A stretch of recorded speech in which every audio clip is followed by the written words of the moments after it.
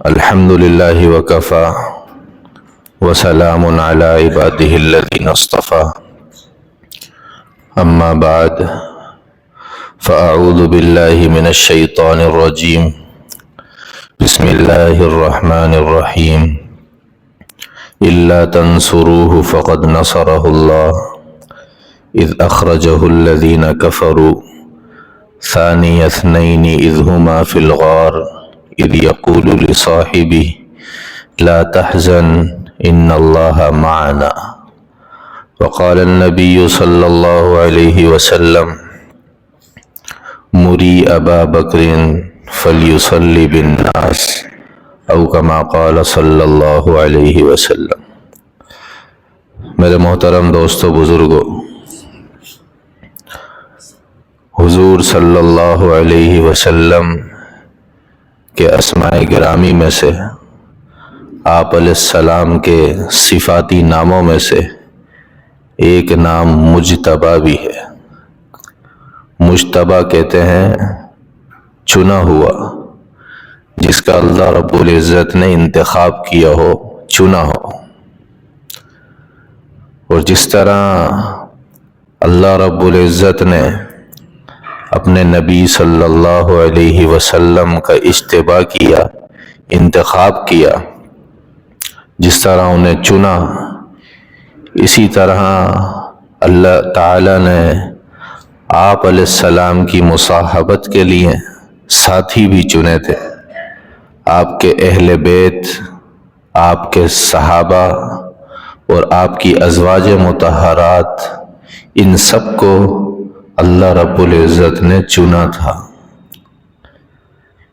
جتنے بھی صحابہ کرام ہیں، اہل بیت ہیں اور ازواج مطہرات ہیں، یہ اتفاقی طور پر جمع نہیں ہوئے تھے۔ اتفاق نہیں تھا کہ اچانک ابو بکر مل گئے اور وہ دوستی ہو گئی اور وہ صحابی بن گئے، اتفاق نہیں تھا۔ یہ اللہ کی طرف سے انتخاب تھا، چناؤ تھا، اتفاق نہیں تھا۔ آپ علیہ السلام کی ازواج مطہرات اتفاقی طور پر آپ کے نکاح میں نہیں آئیں، بلکہ یہ اللہ کی طرف سے چناؤ ہوا تھا، انتخاب ہوا تھا، تب وہ نکاح میں آئیں۔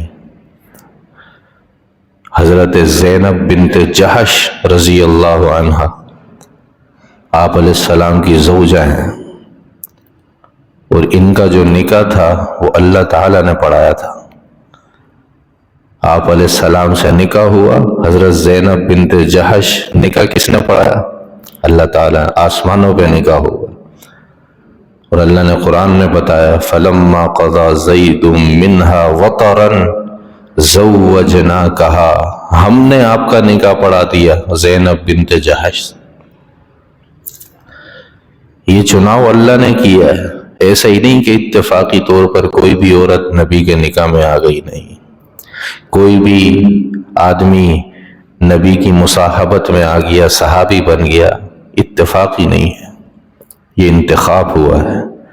اور اللہ نے قرآن میں بھی بتایا وَاجْتَبَاكُمْ، میں نے تمہیں چنا ہے۔ وہی اجتبا، مجتبا اللہ کے نبی کا نام ہے، چنا ہوا، اور وہی اللہ نے صحابہ کرام کو بھی نام دیا وَاجْتَبَاكُمْ، تمہیں بھی ہم نے چنا ہے۔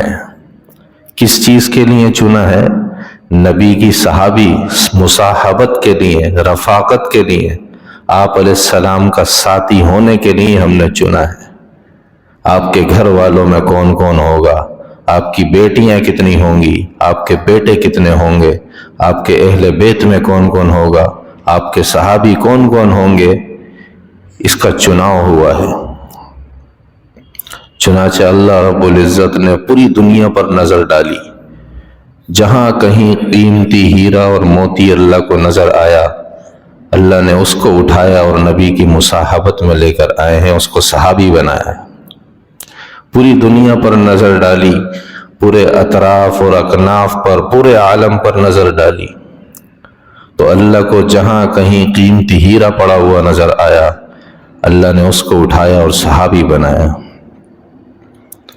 اللہ تعالیٰ نے فارس پر نظر ڈالی، تو سلمان فارسی چمکتا ہوا ہیرے کی مانند اللہ کو نظر آیا۔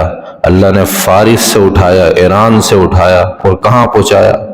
مکہ مکرمہ، مدینہ منورہ، نبی کی جھولی میں لے جا کے ڈالا۔ اللہ نے حبشہ پر نظر ڈالی تو بلال حبشی رنگ کالا تھا لیکن اللہ کو بڑا چمکتا ہوا نظر آیا، ہیرے کی مانند نظر آیا۔ اللہ نے بلال حبشی کو وہاں سے اٹھایا اور مدینہ منورہ آپ کو مکہ مکرمہ پہنچایا کہ یہ میرے نبی کا صحابی بنے۔ اللہ تعالیٰ نے روم پر نظر ڈالی تو صہیب رومی چمکتے ہوئے نظر آئے۔ اللہ نے وہاں سے ان کو اٹھایا اور اپنے نبی کی غلامی کے لیے ان کا انتخاب فرمایا۔ اللہ نے یمن پر نظر ڈالی تو ابو ہریرہ چمکتے ہوئے نظر آئے۔ ابو ہریرہ کو وہاں سے اٹھایا اور نبی کی مصاحبت کے لیے انتخاب فرمایا، نبی کی جھولی میں لے جا کے ڈال دیا، یہ میرے نبی کا صحابی بنے گا۔ اتفاق نہیں ہے کہ کوئی بھی آ جائے صحابی بن جائے، نہیں۔ کچھ لوگ وہاں رہتے تھے، ابو جہل، ولید بن مغیرہ، بڑے مالدار لوگ تھے۔ اللہ نے کہا یہ نبی کی مصاحبت کے لیے صحابی بننے کے لائق نہیں ہے، یہ قابل نہیں ہے۔ یہ چناؤ ہو رہا ہے، پوری دنیا سے اللہ چن رہے ہیں۔ مدینہ کے اندر سعد بن معاذ کو اللہ نے چنا، کتنے عظیم صحابی۔ اللہ کے نبی نے فرمایا سعد کے جو رومال ہیں جنت کے رومالوں سے افضل ہیں، کتنا بڑا درجہ دیا ہے۔ سعد بن معاذ رضی اللہ عنہ انتقال ہوا، 70,000 فرشتوں نے کندھا دیا ہے، کندھا دیا۔ حضرت سعد کتنی بڑی فضیلت، مدینہ منورہ سے ان کا انتخاب ہوا ہے۔ اسید بن حضیر ان کے چچا کے بیٹے حضرت سعد بن معاذ، ان کا انتخاب ہوا ہے۔ حضرت ابو بکر صدیق رضی اللہ عنہ، اتفاقی طور پر نہیں، یہ انتخاب ہوا ہے۔ سارے صحابہ کرام یہ اتفاقی نہیں تھے، انتخابی تھے۔ اللہ نے ان کا انتخاب کیا تھا، اور انتخاب بھی ایسے ہی نہیں کہ بس ایسے ہی چن لیا، اس انتخاب کے لیے باقاعدہ امتحان بھی ہوا ہے۔ جس طرح مدارس کے اندر یہ طلبہ بیٹھے ہیں، مدارس کے اندر جب داخلے ہوتے ہیں تو داخلہ ایسے ہی نہیں دے دیا جاتا کہ بھائی اس کی صورت اچھی ہے، اس کا جسم اچھا ہے، طاقتور ہے، لہذا داخلہ دے دیا، نہیں۔ مدارس کے اندر امتحان ہوتا ہے کہ بھائی آپ داخلہ لینے کے لیے آئے ہیں، ہم آپ کا ایک امتحان لیں گے، اگر آپ اس امتحان میں پاس ہو گئے تو پھر ہم یہ سمجھتے ہیں کہ آپ درس نظامی کے لیے، عالم کے کورس کے لیے آپ موزوں ہیں، آپ کو فائدہ ہوگا، آپ عالم کا کورس کر سکتے ہیں، ایسے ہی تھوڑی داخلہ ہو جاتا۔ دارالعلوم کراچی کے اندر A1 گریڈ اور A گریڈ والے اگر ہیں تو وہ اپنی اسناد جمع کرا کر امتحان میں حصہ لے سکتے ہیں، داخلہ امتحان میں۔ اگر B گریڈ ہے تو اس کا امتحان بھی نہیں لیتے، کہتے ہیں آپ واپس چلے جائیں۔ بہت سارے مدارس ہیں، ہر جگہ امتحان، داخلہ امتحان یہ شرط ہے۔ داخلہ امتحان ہوگا، دیکھا جائے گا کہ یہ قابل ہے یا نہیں عالم بننے کے۔ جب قابل ہوگا پھر اس کو داخلہ دیا جاتا ہے۔ اسی طرح اللہ نے بھی امتحان لیا ہے، ایسے ہی نہیں کسی کا انتخاب کیا۔ قیمتی ہیرا اور موتی نظر تو آیا اللہ کو، لیکن اللہ نے اس کا امتحان بھی لیا کہ میں امتحان لوں ہے کیسا۔ اولئک الذین امتحن اللہ، اللہ کہہ رہے ہیں ہم نے امتحان لیا ہے۔ کس چیز کا امتحان لیا ہے؟ قلوبہم للتقوی، اللہ نے ان کے قلوب کا، ان کے دلوں کا امتحان لیا ہے، یہ کتنے پانی میں ہے۔ للتقوی، ان کے اندر تقوی کتنا ہے، یہ گناہوں سے کس قدر بچ سکتے ہیں، اس کا امتحان لیا جا رہا ہے۔ اور جب امتحان ہوا تو پھر اللہ نے ایک ڈگری جاری کی، اولئک هم المؤمنون حقا، یہ پکے سچے مسلمان ہیں۔ رضی اللہ عنہم ورضوا عنہ، اللہ ان سے راضی ہے اور یہ بھی اللہ سے راضی۔ یہ صحابہ کرام ہیں۔ نبی کے ساتھی ہیں، ہر جگہ آپ کے ساتھ ہیں۔ ہم میں سے بعض لوگ کہتے ہیں کہ کاش کہ ہم بھی نبی کے زمانے میں ہوتے تو ہم بھی صحابی ہوتے اور ہم بھی نبی کی زیارت کرتے۔ ہم اگر نبی کے زمانے میں ہوتے، نبی کے دور میں ہوتے تو الیاذ باللہ ثم الیاذ باللہ کہنا نہیں چاہیے ہم صحابہ کرام کی جماعت میں نہیں ہو سکتے تھے، ہم دوسری والی جماعت میں ہوتے، ہم منافقین کی جماعت میں ہوتے۔ ایک شخص کہنے لگا، سوچنے لگا کہ کاش کہ میں بھی اللہ کے رسول کے زمانے میں ہوتا، کتابوں کے اندر یہ واقعہ لکھا ہو۔ جب رات میں سویا تو اسے خواب نظر آیا کہ اللہ کے رسول، صحابہ کرام سب ایک بس میں جا رہے ہیں، سفر کر رہے ہیں، اور وہ شخص بھی اس گاڑی میں بیٹھا ہے جو یہ کہہ رہا تھا کہ میں بھی صحابہ کے زمانے میں ہوتا، میں بھی صحابی ہوتا۔ وہ شخص بس میں بیٹھا ہے، سارے بس میں بیٹھے ہیں، خواب دیکھ رہا ہے، اور اللہ کے رسول بھی بس میں بیٹھے ہیں۔ بس پہاڑ پر چل رہی ہے، اچانک ہوتا ہے کہ بس کا بریک فیل ہو جاتا ہے اور پیچھے کی طرف آنے لگ جاتی۔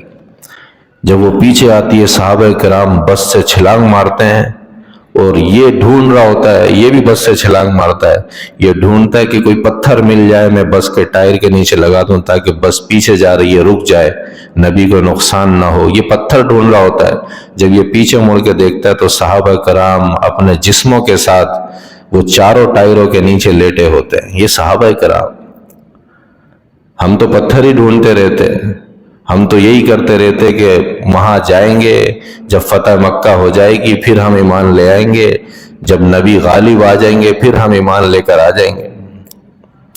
جو مہاجرین تھے، جنہوں نے فتح مکہ سے پہلے ایمان لے کر آئے، جو فتح مکہ سے پہلے، فتح مکہ کے بعد تو غالب آ گیا اسلام کھل کے سامنے آ گیا، فتوحات ہونے لگیں، فتح مکہ ہو گیا، مدینہ ہو گیا، خیبر فتح ہو گیا، تبوک فتح ہو گیا۔ اس سے پہلے جو لوگ مہاجرین تھے، جو فتح مکہ سے پہلے ایمان لے کر آئے ہیں، ان کا درجہ الگ ہے، جو فتح مکہ کے بعد ایمان لے کر آئے ان کا درجہ الگ۔ لا يستوی منکم من انفق من قبل الفتح وقاتل، تم میں برابر نہیں ہے فتح مکہ سے پہلے ایمان لانے والے اور بعد میں ایمان لانے والے۔ فتح مکہ سے پہلے جو ایمان لائے ہیں انہوں نے تکلیفیں برداشت کی ہیں، مشقتیں برداشت کی، اور فتح مکہ کے بعد جو ایمان لے کر آئے ہیں انہوں نے وہ تکلیفیں برداشت نہیں کی جو فتح مکہ سے پہلے والوں نے کی۔ بہرحال ان صحابہ کرام کے اندر ایک صحابی، سب سے پہلے صحابی، وہ حضرت ابو بکر صدیق رضی اللہ عنہ ہیں۔ یہ اللہ کے نبی کے ساتھی ہیں، ہر جگہ آپ کے ساتھ ہوتے۔ اللہ کے نبی صلی اللہ علیہ وسلم کی کسی بات کو کبھی زندگی میں رد نہیں کیا، جیسا آپ نے کہا آپ نے سر تسلیم خم کر دیا، بس جیسا اللہ کے نبی کہہ رہے ویسا ہی ہوگا۔ اللہ کے نبی صلی اللہ علیہ وسلم نے ارشاد فرمایا، میں نے دین اسلام کو جس پر بھی پیش کیا اس نے یا تو انکار کیا یا پھر اعراض کیا اور مجھے کہا کہ میں مشورہ کر کے بتاؤں گا۔ بعضوں نے تو انکار کر دیا اور بعض نے کہا میں مشورہ کر کے بتاؤں گا، بعضوں نے اعراض کیا، سنی نہیں بات۔ لیکن ابو بکر ایک ایسا شخص تھا، اللہ کے نبی نے فرمایا میں نے اسلام کو پیش کیا، بغیر تردد کے اس نے تصدیق کی اور اسلام لے کر آیا۔ اسلام کو پیش کیا، کوئی تردد نہیں۔ جتنے بھی صحابہ ہیں ان کو تردد ہوا، کہا مشورہ کریں گے، سوچیں گے، اس کے بعد آپ کو جواب دیا۔ ابو بکر پر اسلام پیش کیا، ابو بکر نے سیدھا بغیر تردد کے اس کو قبول کیا اور اس پر استقامت اختیار کر لی۔ الا قبلہ واستقام علیہ، حدیث کے الفاظ کہ ابو بکر پر جب اسلام پیش کیا فوراً قبول کیا اور اس پر استقامت بھی اختیار کر لی، موت تک اس پر مستقیم رہے، اسی اسلام کے اوپر قائم رہے۔ یہی وجہ ہے کہ حضرت ابو بکر صدیق رضی اللہ عنہ کو آپ علیہ السلام کی زندگی میں ان کی 4 پشتوں کے اندر صحابہ کرام آئے۔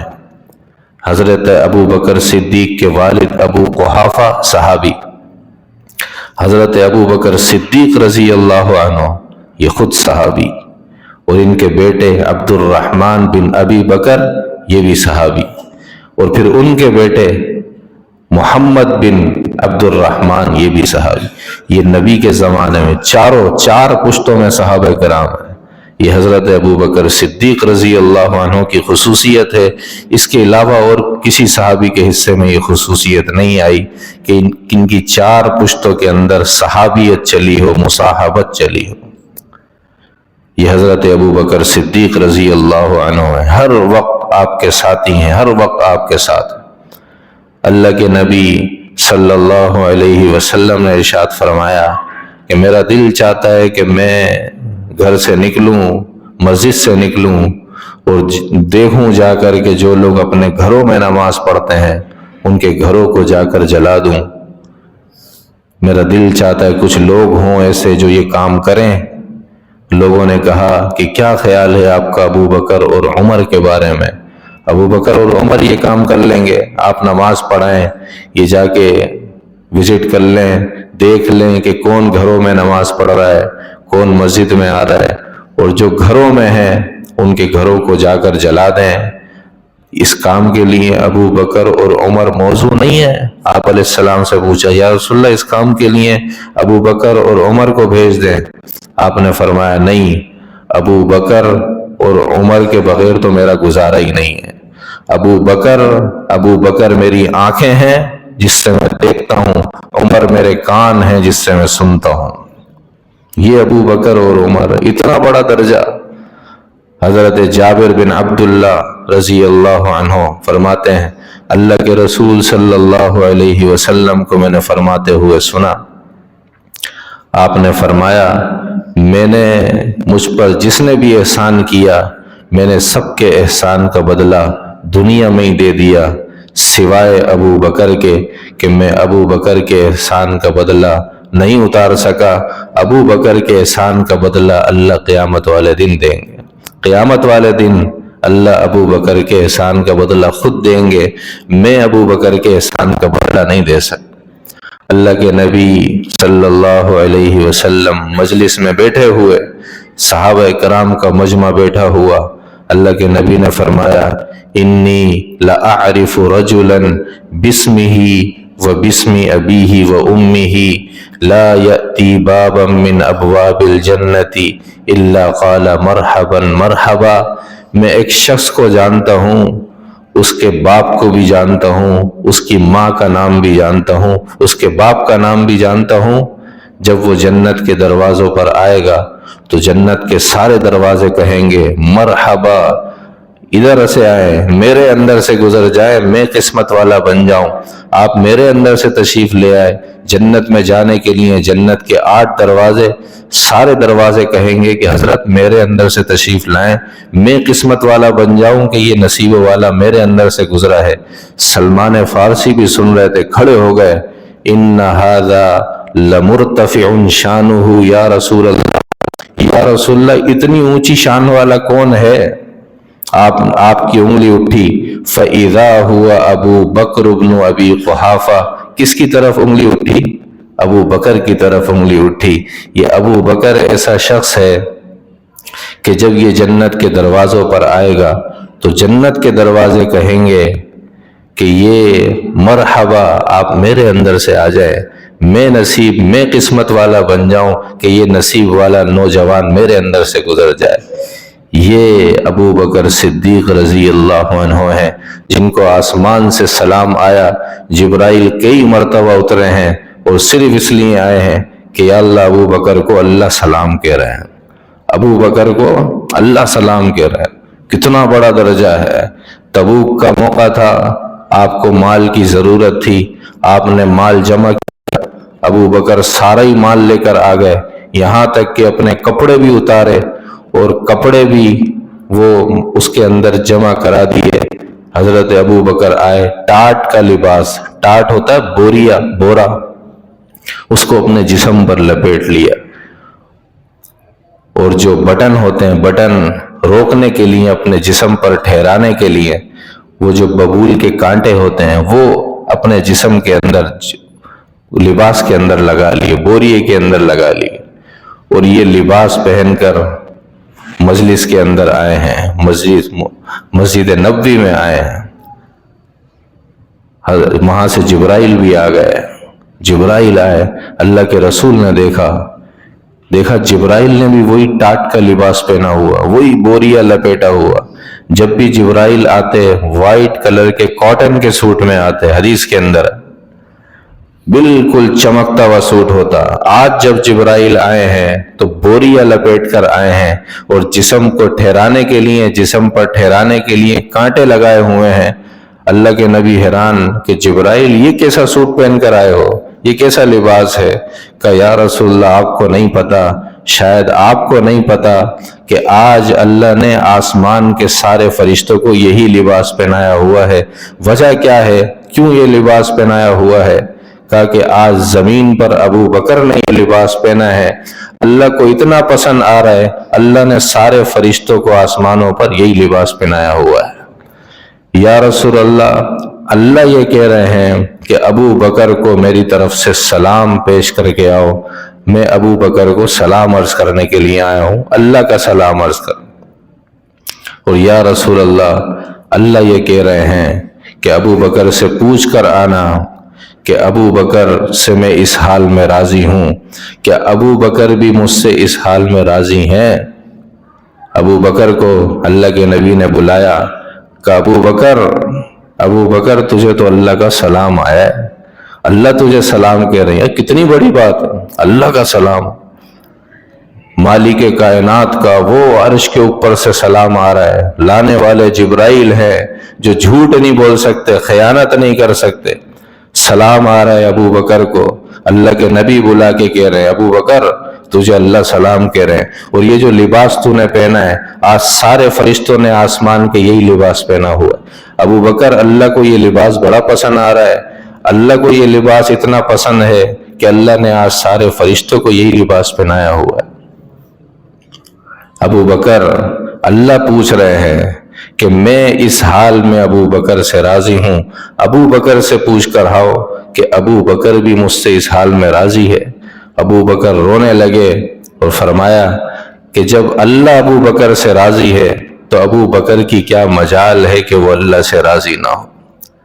یہ ابو بکر صدیق رضی اللہ عنہ، اللہ کے نبی صلی اللہ علیہ وسلم نے ارشاد فرمایا ابو بکر منی وانا منہ، میں ابو بکر میں سے ہوں اور ابو بکر مجھ میں سے ہے، 3 مرتبہ ارشاد فرمایا۔